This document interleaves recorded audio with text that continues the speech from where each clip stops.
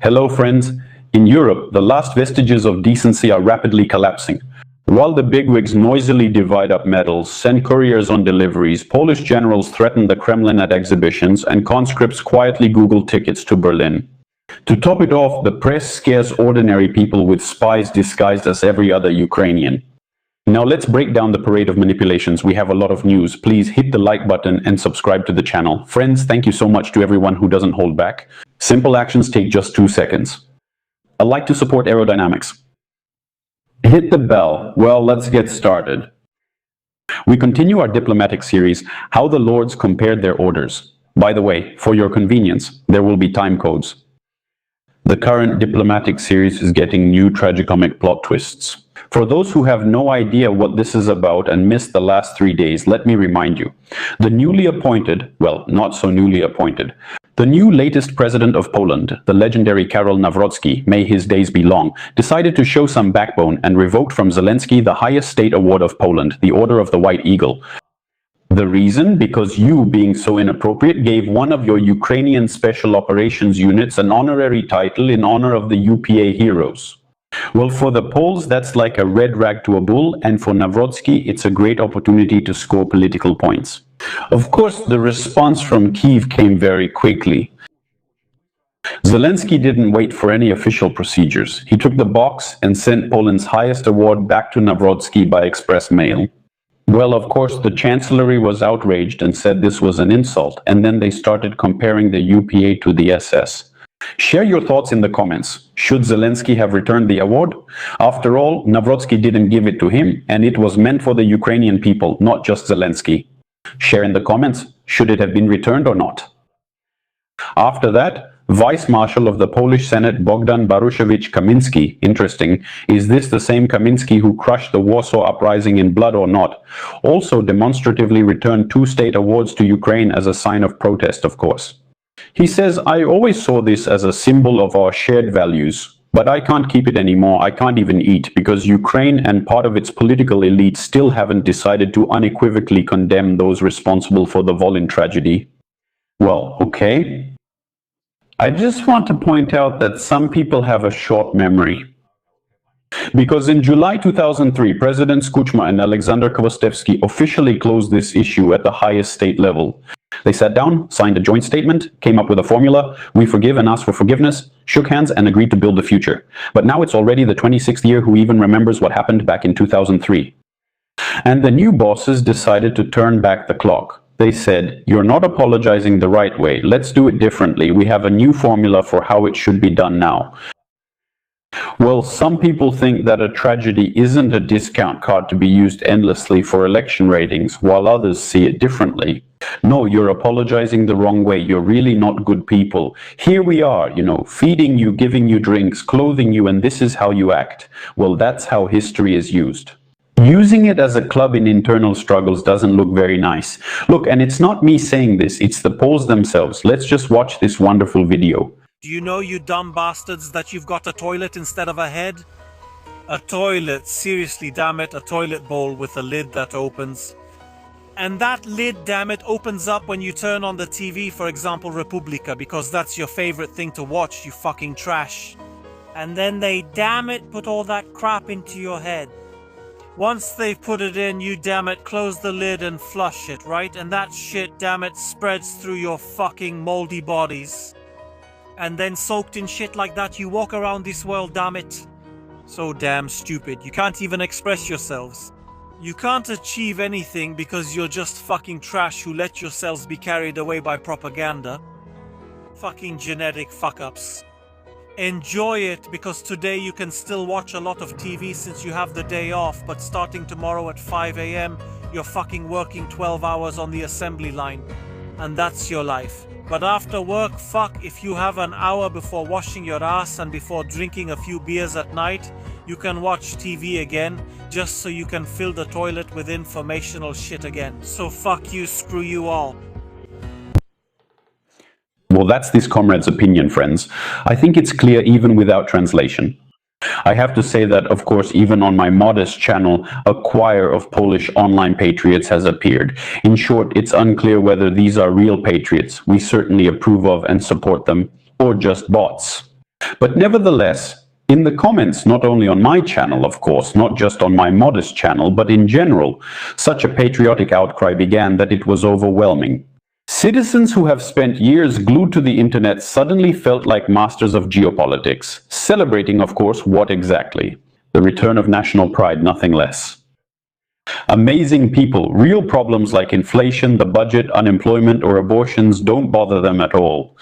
But the fact that Zelensky was stripped of the Polish order, that caused ecstasy. I have to say that the local liberal democratic public decided to deliver a countercultural blow. Well, they noticed, of course, they're Polish. I don't have my own opinion, I support everything. The Polish government is the most correct. Seeing pure election populism in Nawrocki's actions on the Volhynia issue, activists created an independent civic project, and there's also a Polish artist named Szyman. Szymankiewicz quickly created an alternative award called the Order of the Future. And through social media, the liberal wing announced, "We are awarding the order to Zelensky and to the entire Ukrainian people." The project is independent, not connected to government structures, but the organizers said directly, Ukrainians are giving their lives for the security of Ukraine, Poland, and all of Europe. We don't need politicians' approval to treat other people with dignity. That does happen. Yeah, абсолютно.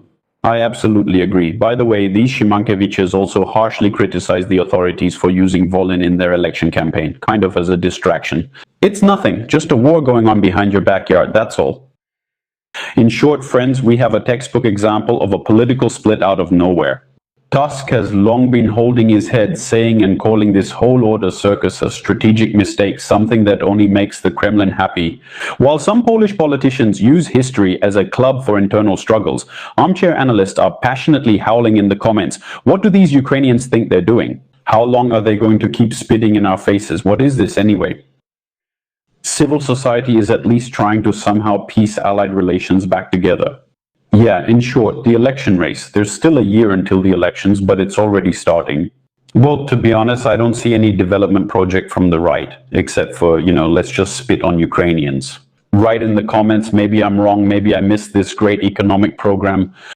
Yes, but that's not the end of the story, because next we have Operation Forgotten President. They're planning to rebuild Ukraine in Gdansk, right? There's going to be a forum now, and by the way, at this forum, Ukraine is supposed to get almost $3 billion from this $90 billion loan, but here's the problem. The president of Poland, Nawrocki, won't be going there. What do you think is the reason? The head of his office, Pan Prezidak, says, they didn't send us an invitation card, so how can we go to a birthday party without an invitation? The organizers of this high society gathering, this meeting, Tusk and Zelensky, were sending out invitations together, but apparently Tusk decided, oh, I'm out of ink, I'm out of paper. Well, it happens. There's no technical issue, no politics, just thrifty Polish management. But no paper means no invitation. No invitation means no Mr. President. In short, it's legally flawless, yes. But even better is the official comment from Nawrocki's department. They say that the office of the President of Poland only noticed in the third year that the previous conferences were not an international triumph of Polish diplomacy, but a fundraising event. What a remarkable financial discovery. In this regard, Pszczak traditionally expressed a timid hope that Donald Tusk, when will you finally remember about Poland and its interests? Well, in short, a typical set of messages from the so-called visionaries. We need to think about Poland. We need to think about the Polish people. That's it. It doesn't matter what you ask. Maybe we could ease up on taxes a bit. Maybe loosen the noose on business. No, we need to think about the Polish people. We need to think about Poland. That's how it is. Look, maybe I'm wrong. Please correct me in the comments. So, well, do people like Pszczak and all the others have the right to express their opinions? I think they do, but I have that right too. Although, of course, you understand, right? So, look, some Poles basically forgot to invite the main Pole so he wouldn't start talking about the Order of the White Eagle again because of Volhynia. But in the end, the budget was saved, the protocol was followed, grievances were packed into strict legal wording, a magnificent internal compromise. So, friends, this is Polish politics, right? Everything is tied to Ukraine. I think they'll keep entertaining us for a long time, quote unquote. Moving on, moving on. A new blog, Let the Russians Fear Us and Other Fairy Tales of the Warsaw Forum. Yes, by the way, let's move to Warsaw, where the first Warsaw Defense Fairs have just ended with great pomp and a noble, almost Chinese scale. It's a prestigious event, generals in uniform, officials in suits, developments from more than 100 defense companies, and of course new mountains. No, I mean mountains of the latest hardware, Abrams tanks, self-propelled howitzers, armored personnel carriers, Rosomax, special forces equipment. In short, the displays there are impressive. So what did the main Polish strategists say from the podium? The main headliner of the first day was Deputy Prime Minister and Minister of Defense, Władysław Kosiniak-Kamysz. The minister proudly announced huge spending on arms purchases. That's now the hottest global brand. Poland is being recognized all over the world, saying, by the year 30, that's 2030, just 3 years left, Warsaw plans to build the largest land army in Europe. Sounds powerful. The empire strikes back. But the level of pomp finally broke through the ceiling when General Marek Sokolowski took the stage. Discussing the country's readiness for self-defense, General Pan says, if someone violates not only the Polish border, but also the NATO border, there will be nothing left to collect on the other side. And at that moment, even the audience sat down, a bit stunned. He says, don't be afraid, everything will be fine, let the Russians be the ones afraid of us. Basically, we'll overwhelm them, NATO will stand up for us, folks, don't worry. Yeah, while no one was paying attention, they handed out the Golden Guard Awards for contributions to the country's security, gave awards to the Łucznik Arms Factory in Radom, the border guard, the Huta Stalowa Wola plant, and the space company ICE Polska. Basically, they make satellites. Sorry if I got the name wrong, and a few generals as well. Well, yeah, there's a reason to give awards. They're honorable people. Yeah, well, there was, let's say, a presentation there to take a look at the impressive equipment. But friends, let's take off our rose-colored glasses and look at this triumph of militarism from the perspective of everyday experience. Here's what the military man who was there says. The minister. Kosiniak-Kamysz is the biggest failure and bungler who was never in the army. I'm returning from drone training in Uska today. 2 Ukrainian colleagues trained me while resting here before returning to the front. They say we have no idea about drones. It's not just a drone that flies up. You need to know how to attack, what targets to choose. They're training us. I showed this at the WCR, and you know what the lady told me? But I didn't send you to that. But I asked, how could you send me if I use my own money? Why? Even now, they're stopping the Russians with drones instead of tanks, destroying refineries and more. I have a request for you and for the deputy to publicly say by what right. You, Tiger, meaning Minister Kosiniak-Kamysz, the biggest failure and bungler who has never been in the army, allows military retirees who have no idea to keep sitting in their positions, blocking soldiers training. Thank you. Admit it, it's quite emotional, yes, but there is some truth to it as well. Because we remember all those exercises in NATO countries where Ukrainian drone operators came and just wiped them out. They wiped them out completely. What's going on? While the generals are drawing all sorts of arrows on maps at exhibitions and saying, everything will be fine, don't worry. I'll tell you, a lot of Poles come to our region, Calabria, well, because real estate is inexpensive, yes, and sometimes I hear Polish there and we talk, well, just a little. Yes, and sometimes I throw out a feeler there, I ask, why did you come? Like, isn't the weather great in Poland right now? There's the Baltic Sea. And they say, well, it's a pity, we just watch it. I'll tell you, absolutely every Polish man of conscription age I've talked to, in the event of a real war, is planning a slightly different military doctrine. They pack their things and leave the country toward the German or Italian border. A paradox arises. The Polish establishment eagerly uses Volhynia for PR, enjoying medals and taking awards from Zelensky, all well-deserved. We condemn Zelensky, the Ukrainians? How can this be? For some reason, some Poles are firmly convinced that the Ukrainian fence in the east will stand forever. So they think, okay, we'll poke at them a little for prevention, but just think about this simple idea. If this fence, God forbid, collapses, all these armchair patriots and those in the Facebook and YouTube comments, all the militant generals from the exhibition stands, there will be a unique chance to personally, out in the open field, show all that valor they sing so sweetly about. But here's the paradox. Yes, storming the checkpoint at the German border in an attempt to save their own skins, they'll do that with much more enthusiasm than defending Poland. Well, write in the comments what you think. Am I right or not? In general, this whole exhibition, yes, of course, was very beautiful. But yes, buying tanks for billions of dollars is all well and good. The budget can handle it. But it's not tanks that fight, it's people who fight. And when your population plans to pack their bags at the slightest threat, all these generals shouting, "Let them fear us," well, that doesn't inspire much optimism.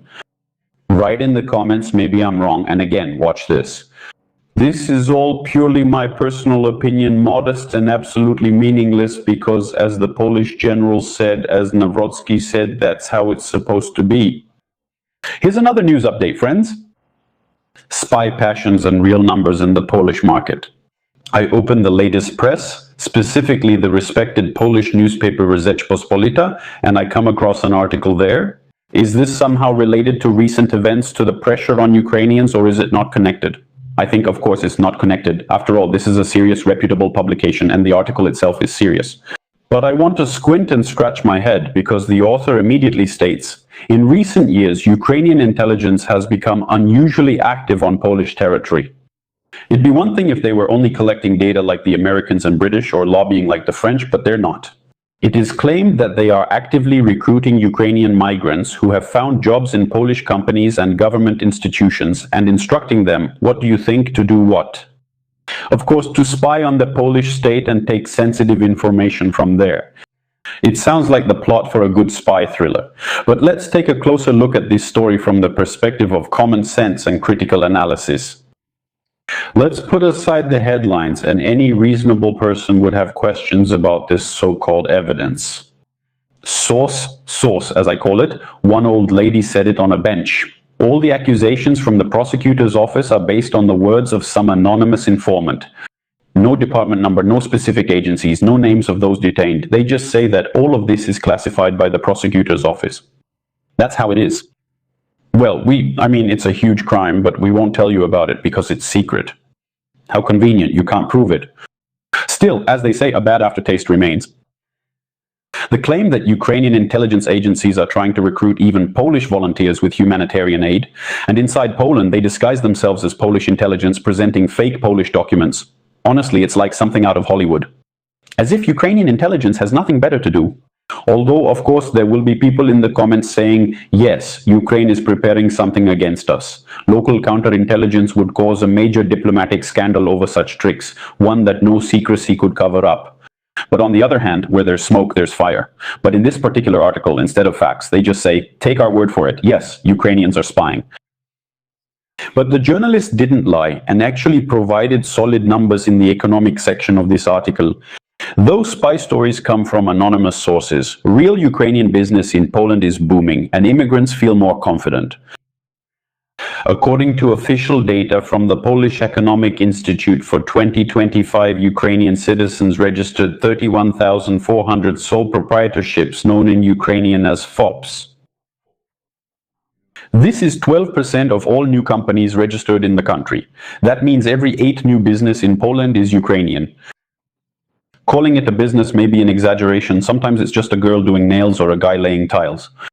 People no longer want to be employees. They want to run their own businesses. Yes, the main activity is concentrated in Mazowiecki, Wielkopolski, Dolnośląski, and Małopolski. More than half of the companies are there.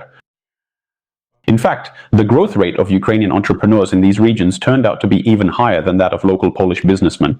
Yes, because more than 50% of all new companies were opened by Ukrainians. Yes. Polish businessmen opened 35 companies in these 3 regions, focusing on practical, profitable sectors like construction, services, telecommunications, programming, and computer specialists. Ukrainians are transparent. People pay taxes, create jobs, and integrate into the market. Yes, because you need to eat every day. You also have to pay for your apartment. I've also heard that kids want to eat every day. I don't know if that's true or not. Write in the comments. You can consider it here. Do you see a big gap between the Polish authorities' militant rhetoric and ordinary citizens' reluctance to fight or go to war? Is this a common problem for all of modern, well-fed Europe, or is Poland breaking records? In other words, are words and actions not matching? Well, yes, it's interesting, of course. If the Eastern Front moves, will the authors of comments about national pride manage to reach Berlin faster than the American Abrams tanks get to their positions? I got a bit carried away, so let's get back to these secret agents without direct evidence. In my opinion, what is this? Is this genuine concern from Polish authorities, or are they exploiting public fears? What are these Ukrainians doing? And to create a negative climate around the growing Ukrainian business sector? Yes. Can the Polish economy handle this competition? We'll find out soon. Share your thoughts below. Sorry for the repetition.